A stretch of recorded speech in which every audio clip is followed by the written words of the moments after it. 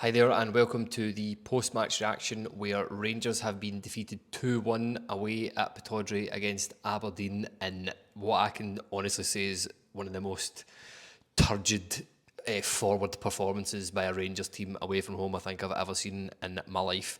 I'm joined by Craig Dennett to break it down.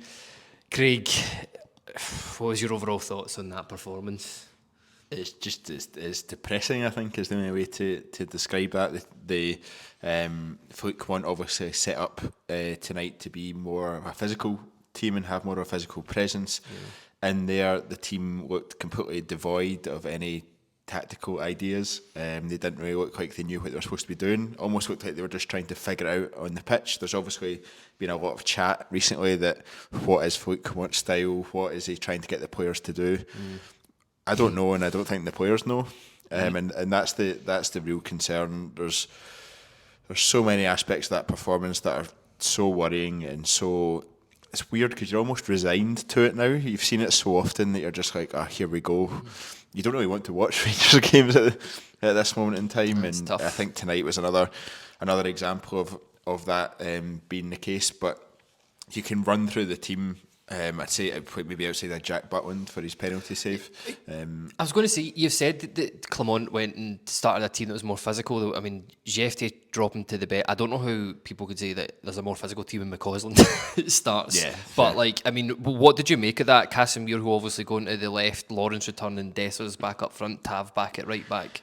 I think from a physicality perspective, you can see what he's trying to do, but by taking Jefte out the team and Cherny obviously missing out with a small injury, I think Fluke once said it was before the game, you take any pace we have in the team out, and that was so evident throughout that whole game in terms of Aberdeen were buzzing about, and they normally do against us, but they were buzzing about, and they had a clear style of play. Chris Boyd said at half time that Aberdeen are everything that Rangers are not, and it's hard to disagree with that, and as bad as that is for that to be said, but we had no pace whatsoever. They were running behind us. We couldn't keep up with them defensively when we were running behind us. Yeah. We couldn't when we were attacking. We had no pace going forward, so they were just getting back into their positions easily enough before we were able to start an attack or cause any threat whatsoever.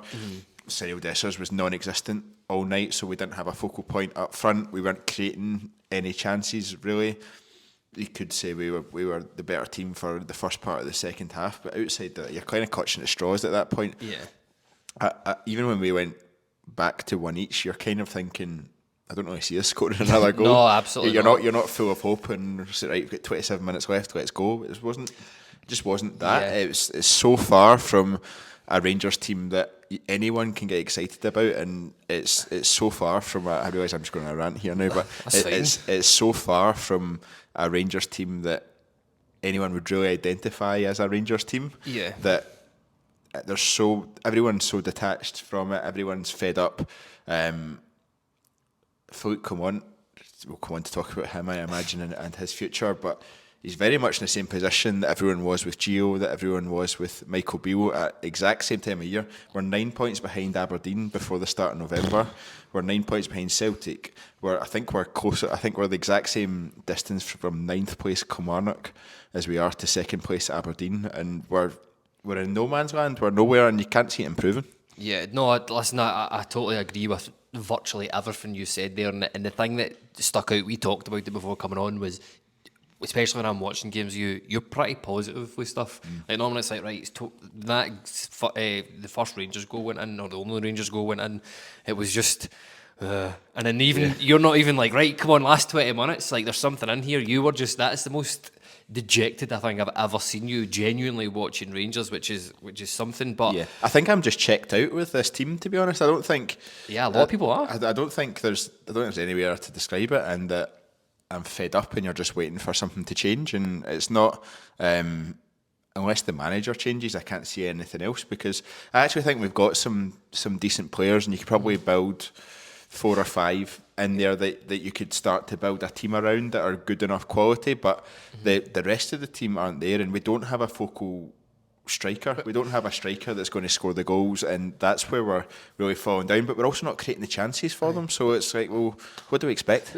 A team, like, because I agree with you, I think there are and maybe that's part of the problem. We'll maybe touch on it a wee bit later in the podcast. But there is talented players in there. There's individuals that have clearly got good performances and stuff like that in them. But why is it that this group of players at this moment in time are getting outworked and outplayed by an Aberdeen team?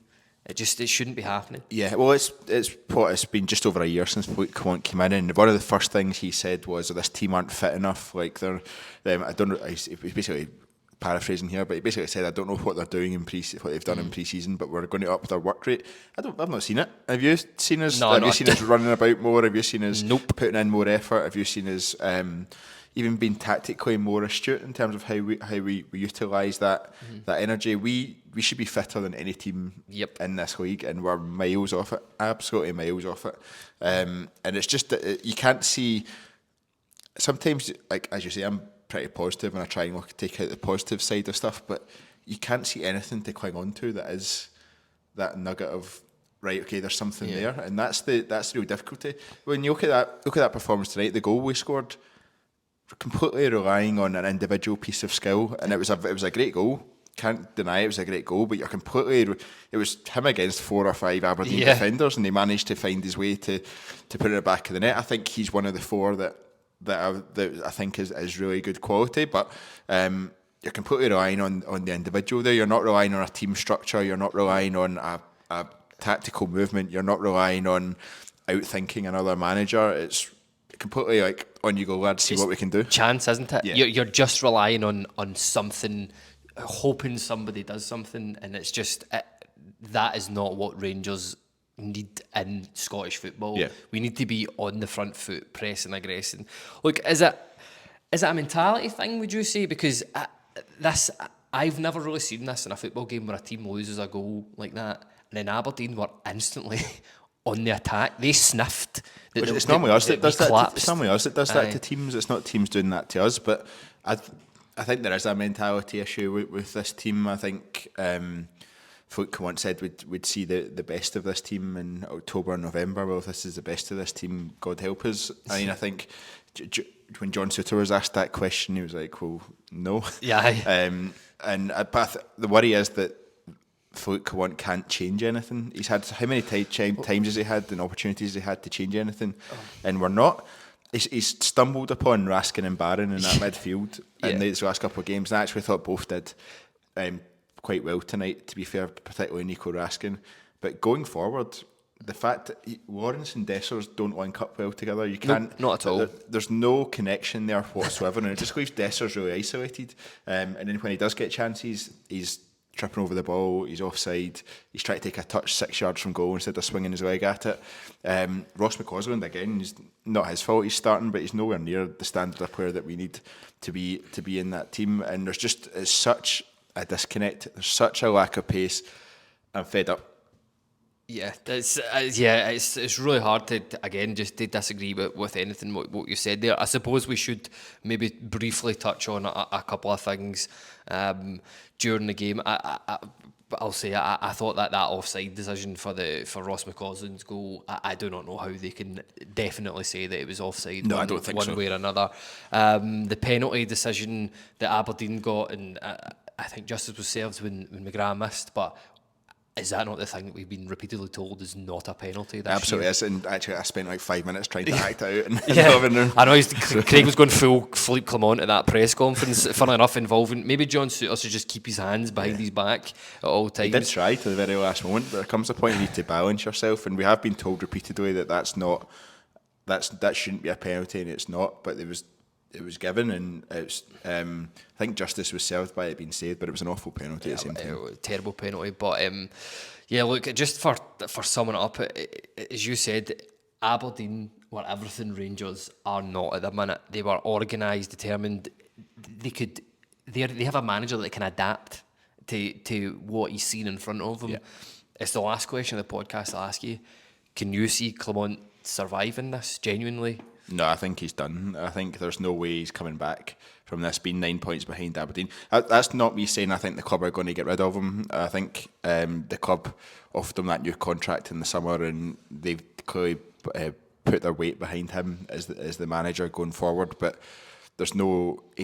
Tonight was a pivotal game. If he won it, he probably got a chance of recovering with the fans and getting back on side. Yeah. If you get a draw, you're probably still struggling. Was it? Absolutely done. 9 points behind both Aberdeen and Celtic after less than one round of games. It's shocking. It's so far off the mark. It's unreal, and we're in a real battle now to even try and get back in that race for second place. Never mind first place. Yeah. And I have no confidence in this team that we can do that. I have no confidence that the board will make the decision at the right time to get rid of Philippe Clement. But I also don't know. The next question is, who's his replacement? I don't know. No. I again, it's hard to disagree with what you've said. I'm totally resigned to the fact that Clement's here until the end of the season because he got dished out that new deal. I think this is what we better strap ourselves in for the rest of the season for that. But listen, thanks for tuning in, everybody, as always. We'll see you again on Sunday. We've only got the small matter of a League Cup semi-final against Motherwell, Which I'm sure will be a delightful watch. I'm sure that's going to be fun. But take care, everybody. We'll see you all again.